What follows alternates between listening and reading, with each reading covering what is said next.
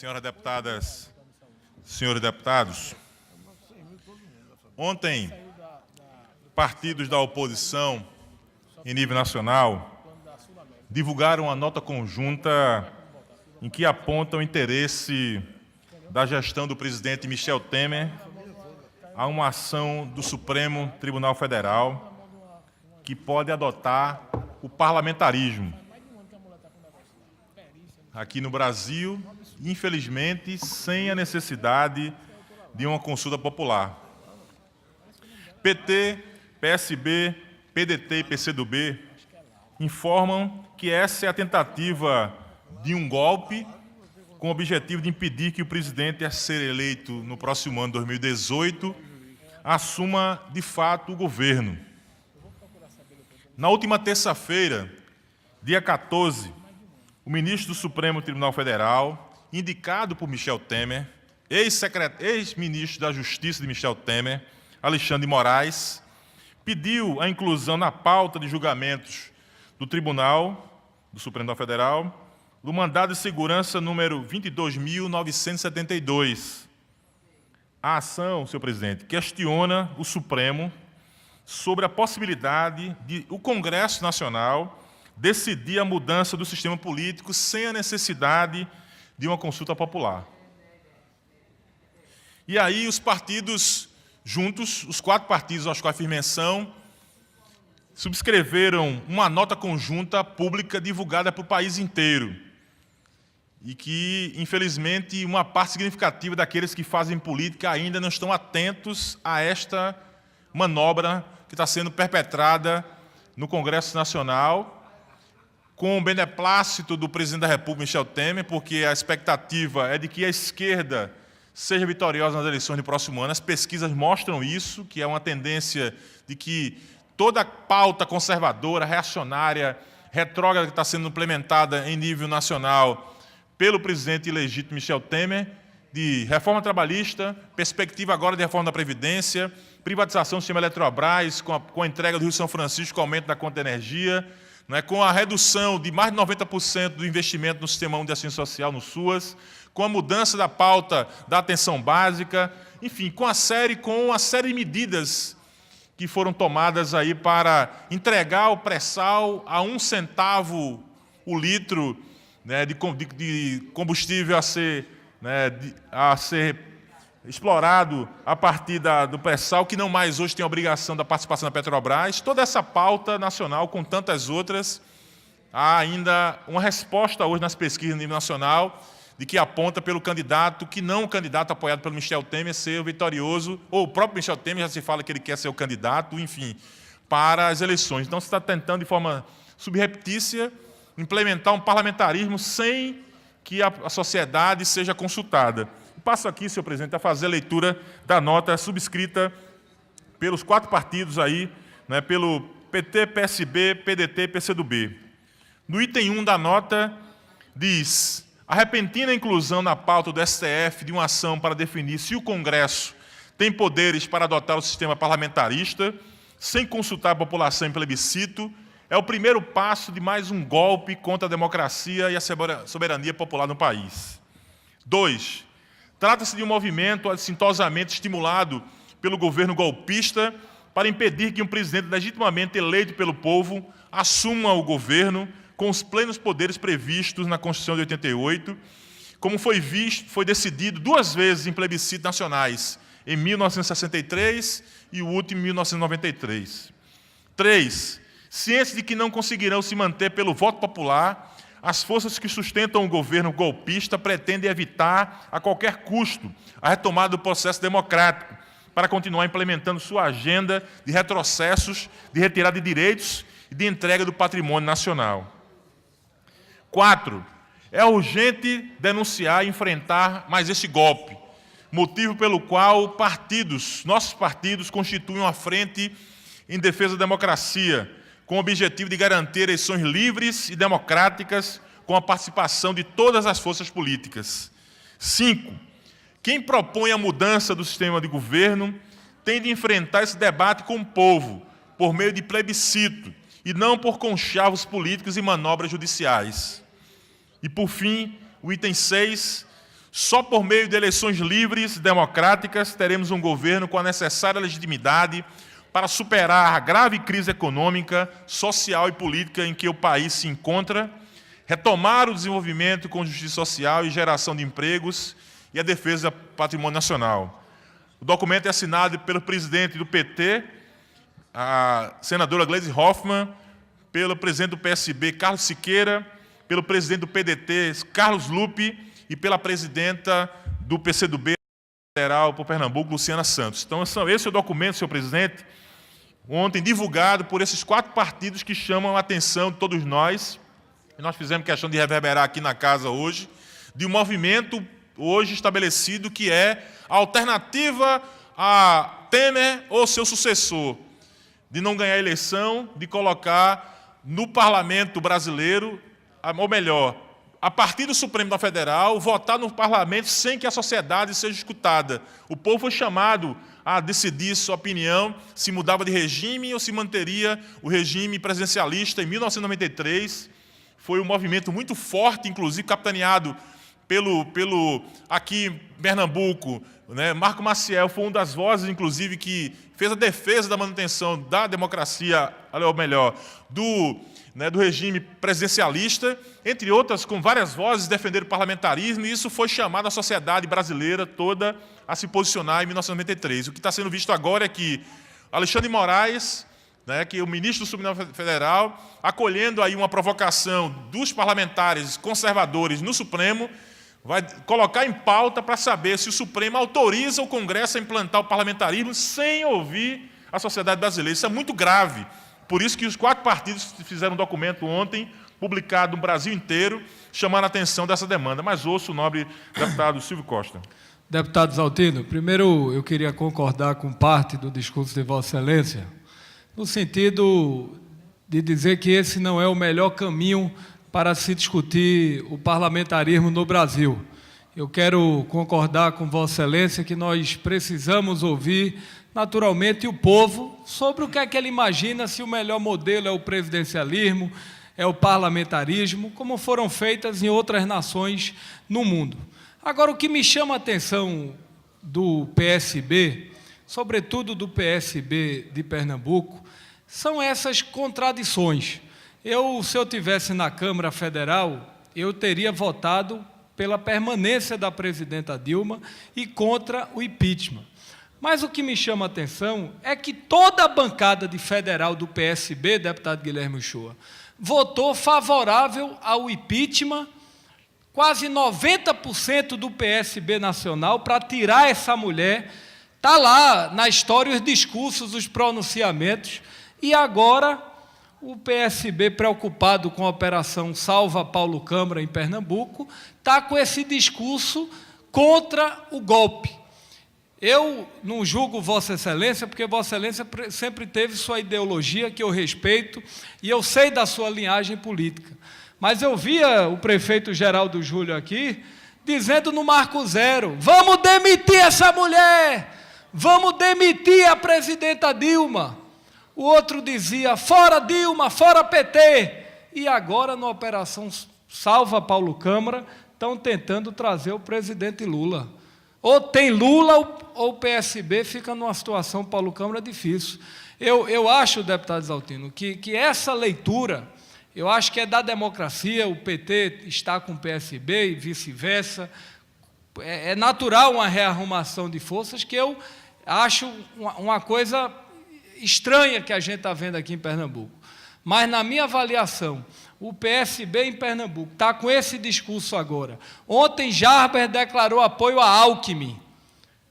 Aí o outro, eu não tenho entendido verdadeiramente como fica a situação do PSB de Pernambuco. Então, eu queria concordar com parte de Vossa Excelência, mas tenho essa preocupação e, naturalmente, acho que o PSB precisa cada vez mais deixar claro em Pernambuco qual é a posição. Voltar, de fato, às origens, fazer uma autocrítica, ou se é, de fato, ter a posição que teve, votando na Marina e votando no PSDB em Aécio Neves. Me parece que no segundo turno Paulo Câmara e Geraldo Júlio votarem Aécio Neves, se não me falha a memória. Então é isso que eu queria, de certa forma, entender de parte do PSB, era só esse registro, concordando com esse debate do parlamentarismo de Vossa Excelência.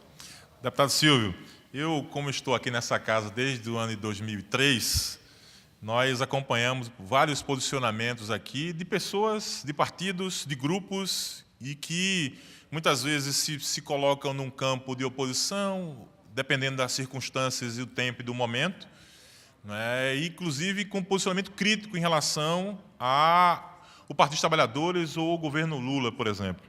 Então, já teve tempo em que as pessoas se posicionavam aqui nessa casa criticamente ao partido e ao governo. E, posteriormente, acabaram, em função das circunstâncias políticas, das arrumações dos aglomerados políticos, se posicionando de forma diferenciada.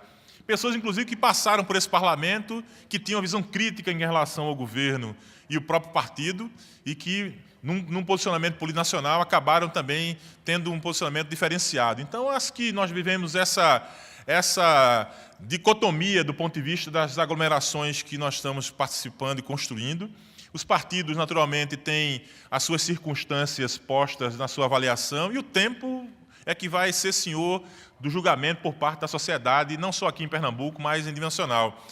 O governador Paulo Câmara não precisa de operação Salva Paulo Câmara, nós vamos ter um debate salutar. Tivemos ano passado, todos apostavam que ia malograr a performance do presidente, do nosso governador Paulo Câmara, em relação, primeiro, à reeleição de Geraldo Júlio. Foi um desafio, nós conseguimos reelegê-lo. Segundo, em relação ao número de parlamentares, aliás, de prefeitos e também de vereadores que estiveram no arco de aliança política defendida pelo governador Paulo Câmara, e nesse teste nós passamos.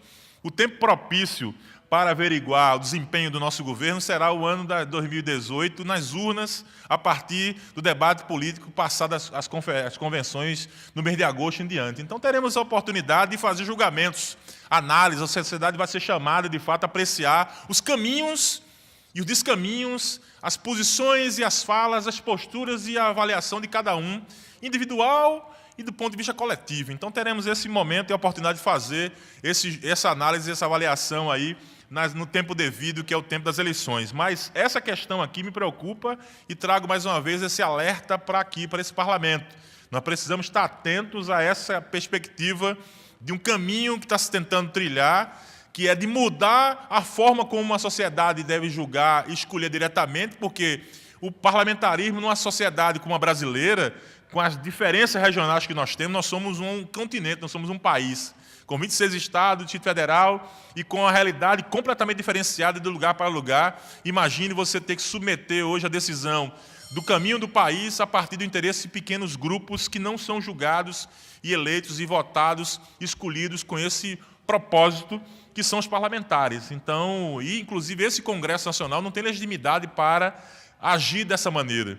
Então, o que nós estamos vendo é um jogo que a mídia não está divulgando, os meios de comunicação não estão divulgando, que há essa manobra do governo Temer e dos demais que estão próximos para que se possa ter um posicionamento por parte do Supremo sem que a sociedade seja escutada.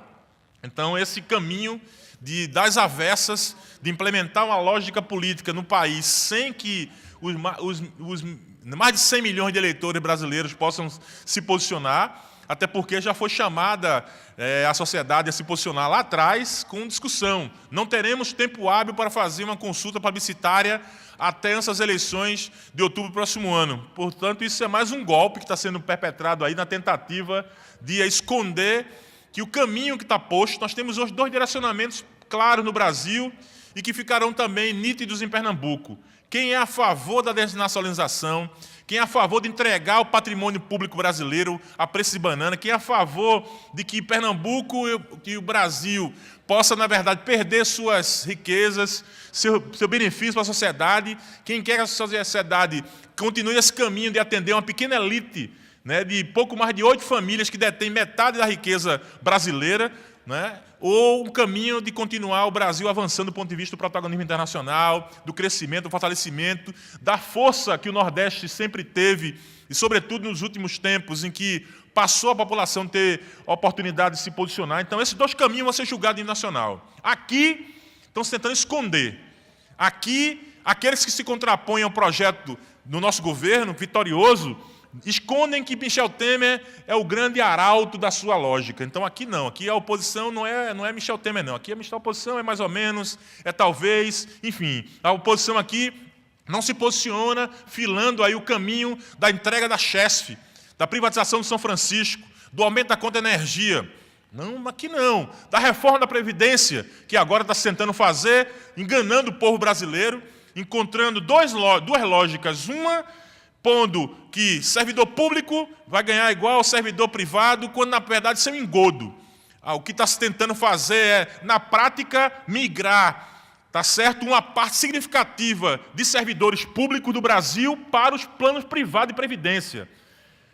A lógica de dizer, não, servidor público agora vai ter um teto, vai ganhar igual a um trabalhador da iniciativa privada. Só que servidor público tem diferença do ponto de vista de ações de direitos, e ele serve ao Estado brasileiro, seja no âmbito municipal, estadual, federal. Por isso que ele precisa ter garantias de poder desempenhar bem o seu papel.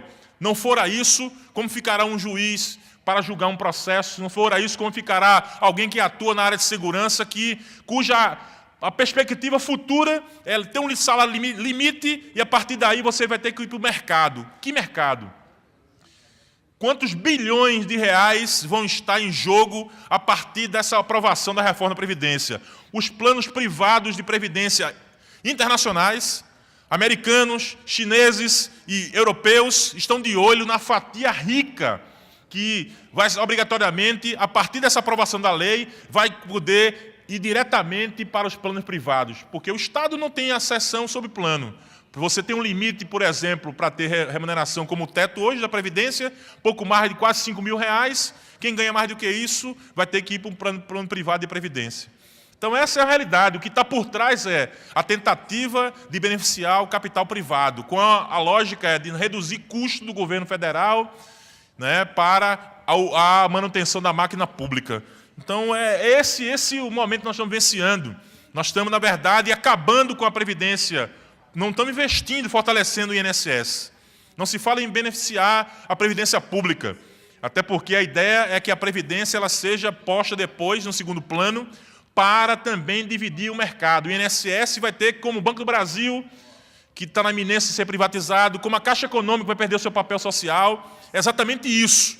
Isso é o presidente Temer. Isso são as forças políticas que estão ligadas a ele. E aqui as pessoas podem se esconder no debate nesse plenário, podem aqui fazer discursos os mais diversos, mas nós vamos para o julgamento dos milhões de pernambucanos.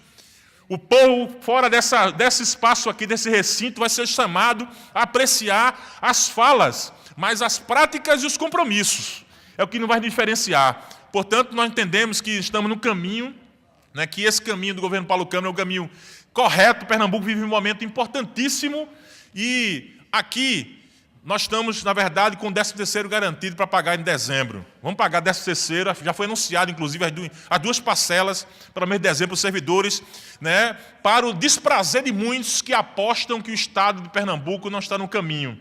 Muitos apostam no pior. As árvores de agouro ficam o tempo inteiro aqui, agorando as mortes, agorando o caminho do Estado de Pernambuco para se locupletar de algo, talvez, no ponto de vista eleitoral. Mas as pessoas de Pernambuco sabem, vão separar o joio do trigo e saber exatamente medir quem tem um caminho do interesse individual, pessoal, particular, familiar, para um caminho coletivo, como é o caminho que Paulo Câmara encaminha. Então, nós vamos ter essa possibilidade, presidente. Eu concluo minha intervenção agradecendo a Vossa Excelência pela deferência do tempo, dizendo que nós estamos tranquilos, vamos para um debate claro, e as pessoas vão ter suas máscaras retiradas no tempo certo, para saber julgar, e vamos ver com quem anda. Tem um ditado que diz, me diga com quem tu andas, que eu te digo quem tu és. Nós vamos saber exatamente com quem anda uma parte do grupo político que se opõe a Paulo Câmara, com o caminho nacional. Como é que serão os palanques nacionais, como é que será o discurso e as falas e as defesas para poder saber julgar exatamente por onde caminha o povo pernambucano. Então nós estamos